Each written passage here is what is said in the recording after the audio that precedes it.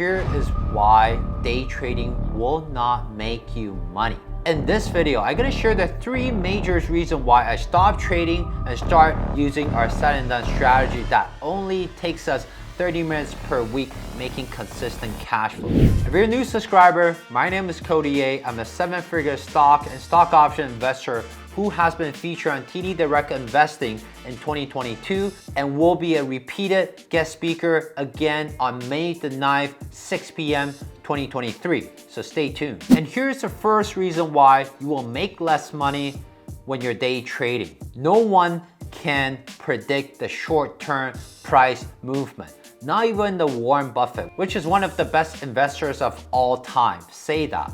He can predict the price in the long term, but not in the short term. So why do you think he can do that? Just by looking at technical charts, just by reading what the institutional investors are doing and try to predict the next move?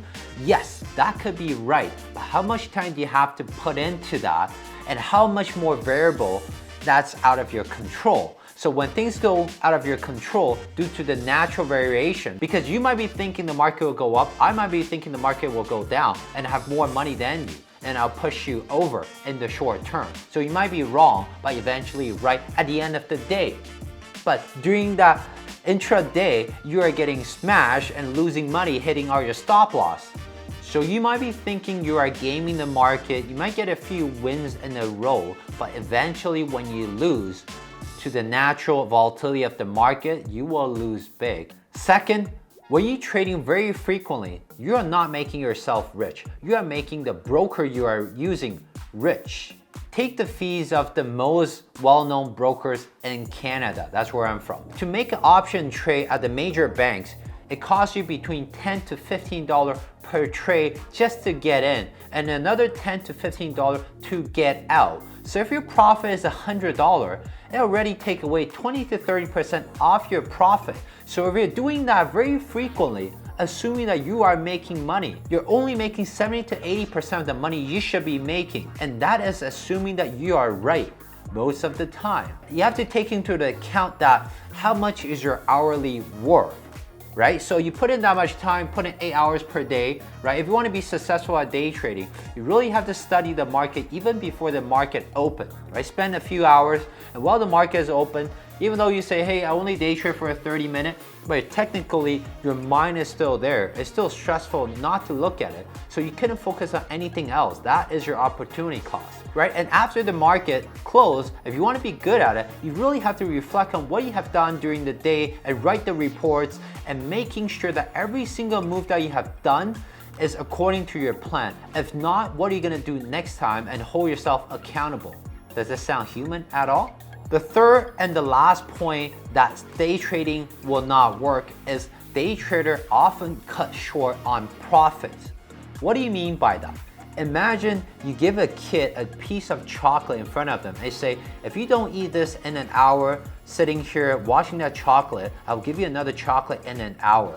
But the moment you take it away, there's no more chocolate given to you. So you continue to give this kid a chocolate, a chocolate, a chocolate. How long do you think this kid can withstand that urge of taking that chocolate or 2 pieces of chocolate in front of him and taste that sweetness in his mouth and give that dopamine? This same idea applies to when you're a day trader.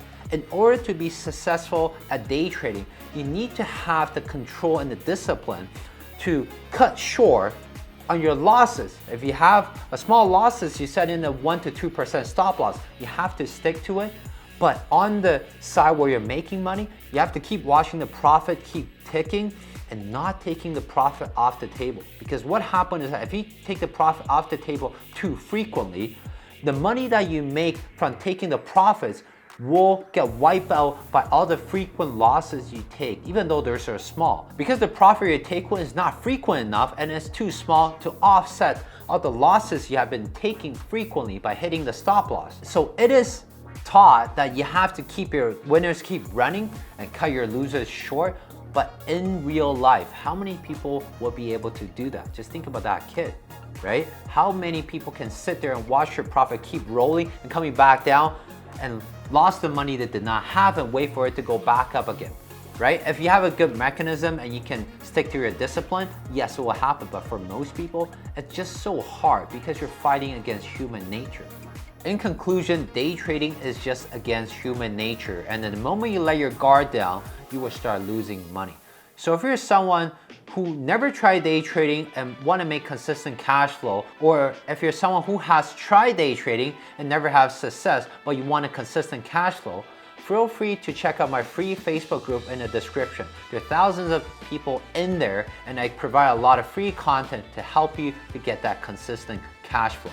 Thanks for watching again. Make sure you like this video and hit that subscribe button. And if you have any question, put it down in the comment section. I'll try my best to answer you, and I'll see you on the next video. Say yay.